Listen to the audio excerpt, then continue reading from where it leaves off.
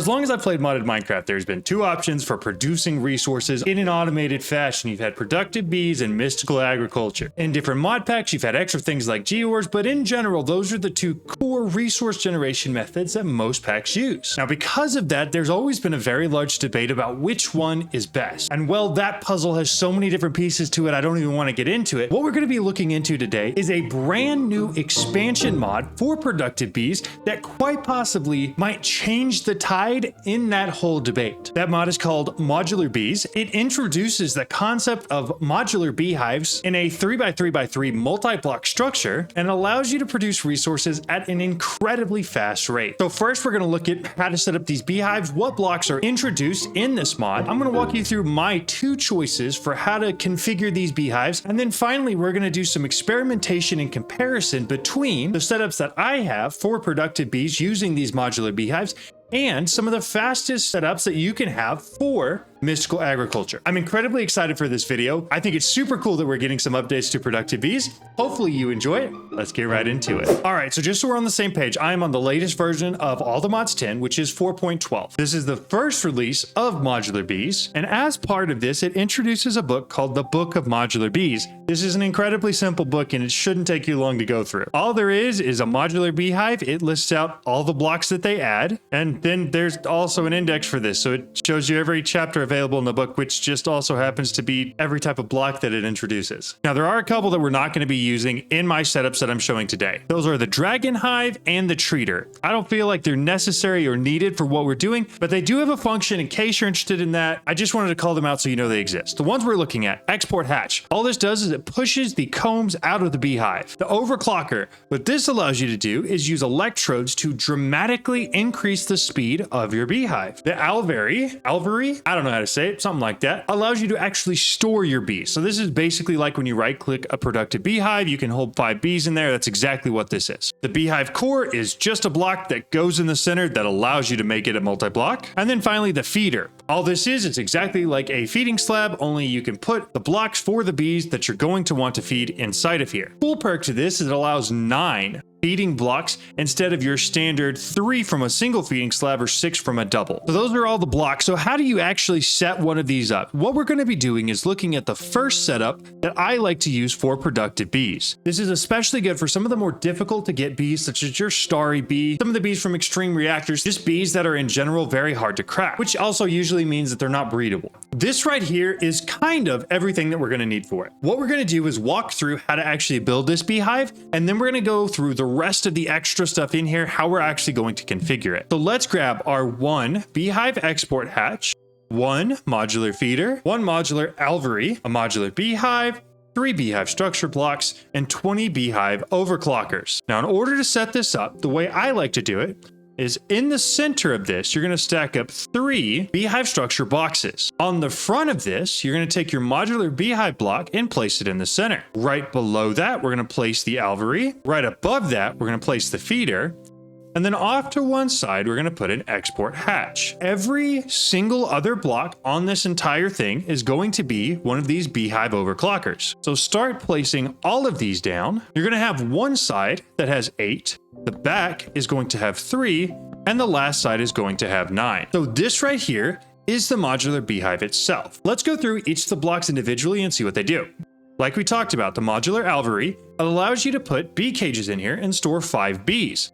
Very simple. The modular feeder is exactly like a feeding slab where you can put the feeding or flowering block for a bee inside of here. The center block, the core of this whole structure, the modular beehive, allows you to see what fluids you have stored, allows you to put upgrades in here, and allows you to store the resources that are being produced. The export hatch, there is absolutely nothing to. If you place a chest here, an interface here, anything that can store items, it will automatically push out of the beehive and into whatever storage you have here. Now, finally, we have our beehive overclockers. These allow for power to be stored and an electrode to go inside of here. What we're going to do on each one of those is run power using a universal cable or really whatever you want to use for power, just like this. And then inside of each one, you're going to place one of these electrodes. Now, what's important to note about the electrodes is that they do have durability, meaning that over time, these will break. However, there is a crafting recipe for these that allows you to make them eternal. Using one of the smithing templates from Forbidden Arcanus and an Eternal Stella allows you to make one of these netherite electrodes that will never break.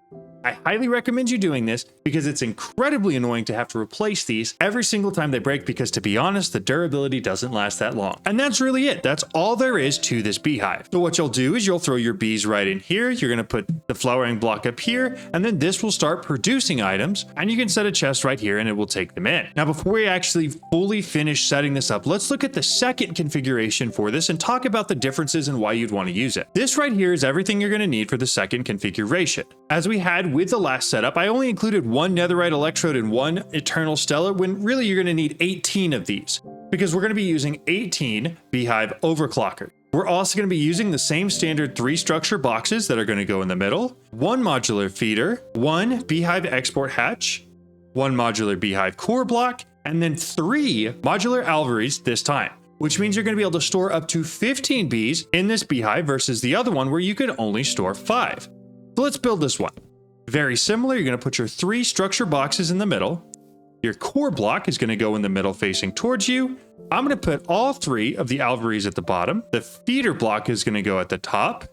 Export hatch is going to go off to the right. And then every other block is going to be one of these overclockers. In total, you should need 18. Now, like we had before, don't forget to make your netherite electrodes eternal using the Eternal Stella and the smithing template. Don't forget to power all of the overclockers on the side, and don't forget to add productivity upgrades into your beehive. Now you may be asking yourself, why would I make this configuration that allows me to have 15 bees instead of one that allows me to have 5, but has 2 extra overclockers on it?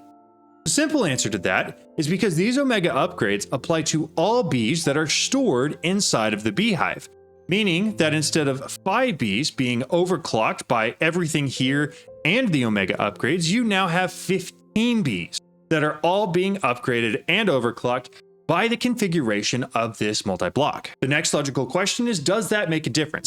The answer, yes, it does. It actually equals out to about 3 times the productivity as the standard beehive. So then that begs the next question, if this is so much better, why would you use it instead of the other one? Well, like we talked about earlier, there are some bees that it would take literally hours for you to actually be able to get 15 of in order to fill this hive up. And so for those bees, it makes more sense to have a modular beehive that only allows you to store 5 rather than 15. In addition to that, it also introduces the concept that as you grow with the number of bees you have, say for instance, if you have a Pokey gene upgrade in here and you're making more of whatever bees you have, you can swap out some of the overclockers for more alveries and increase your productivity that way. So that's a basic overview of how these work. Now, if you've never used them before, you're probably dying to know the answer to the question, is this faster than using something like the simulated hydroponic beds and mystical agriculture to create resources?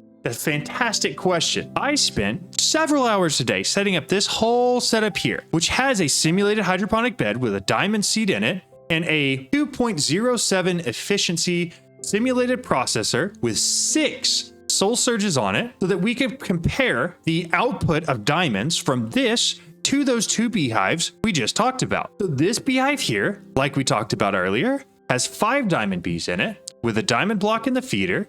It has eternal netherite electrodes in all 20 of the overclockers around it, and it is exporting everything directly to an ME interface. This beehive has the same configuration, only it has 3 full alveries of diamond bees with the same feeding block and is exporting to an entirely different ME system. Now, both of these are set up to automatically process through all of the diamond combs that are coming in so that we can get an accurate representation of how many actual diamonds we are getting from this setup versus our simulated hydroponic beds. Also worth noting, all of them have 4 of these productivity Omega upgrades in them. So to start with our baseline, this is the slowest setup. Because we only have 5 diamond bees in here, we are making about 74 diamonds a second, which is not bad. That's pretty fast. And you can see that it fluctuates a little bit. We're at 82 right now. I've seen it as high as 93, 94. But in general, we're getting a little under 100 diamonds per second. This beehive, however, with all 15 bees inside of it, we're getting anywhere from 270 to 330 diamonds diamonds per second, which is pretty good. I mean, that is a ridiculous number of diamonds. To get right around 300 a second is pretty impressive. So those are our outputs from our new, highly efficient modular beehives. Now, how does this compare to the setup that we saw earlier, where we have a 6 times soul surge hydroponic bed with diamond seeds and a 2.07 efficiency processor? Well, this one right here is outputting about 7.9 diamonds a second. And I'll be the first to recognize that this is probably a bad comparison because the mystical agriculture recipe for diamonds is probably a little bit more restrictive than some of the other mystical agriculture recipes. But if you're looking to create diamonds for some of the highly compressed diamond blocks that you're going to need, this should answer your question. Not only is it incredibly difficult, complicated, and time consuming to create that processor for the simulated hydroponic beds, it is also a tenth of the productivity of even the slowest modular beehive that I would recommend creating. It literally does between 8 and 6 diamonds a second versus this one that does between 80 and 60 diamonds a second. Now, like I said, there may be some other resources that may not have quite the discrepancy. And also, it's hard to say that this is a completely apples to apples comparison because we're not talking about just one mystical agriculture seed versus one bee. We're talking about one mystical agriculture seed versus 5 bees or 15 bees, if you're comparing our setup that can house bees that are easier to get. So the point of this video is not to definitively say without question that productive bees are now the best ways to generate resources in All the Mods 10. But what I will say is that it took me substantially less time in All the Mods 10 Survival to create one of these modular beehives than it ever did for me to go through the whole process of creating this processor in the hydroponic bed and getting it all the way up to an efficiency tier that was worth using. It's also worth noting that in our All the Mods 10 server, when we set these up, it did create a pretty substantial amount of lag around our base, so that also might be worth looking into. And on top of that, you'll notice in the center block here, you have all of the items coming in here. That's because this is the core block. Now, like so many other blocks inside of All the Mods 10, this is time wandable, which means you can time wand it and it'll start producing diamond comb blocks substantially faster. The limitation here usually is how fast it will export it, but at least in the creation part of this, it's creating all of these diamond comb blocks incredibly quickly. So there you have it. It's a brand new mod. I'm incredibly excited about it, and it really does shake up the way that I'm going to be using productive bees going forward. I'd like to know your thoughts on it. Do you think it is actually a new groundbreaking way to produce resources using productive bees, or do you think it's more just the same old, same old? In addition to that, what resources do you think would be really good to have inside of these productive beehives versus what should you keep in a simulated hydroponic bed? I'd love to know your thoughts. Leave them down in the comment section below. Don't forget, you're special. I'll see you guys in the next one.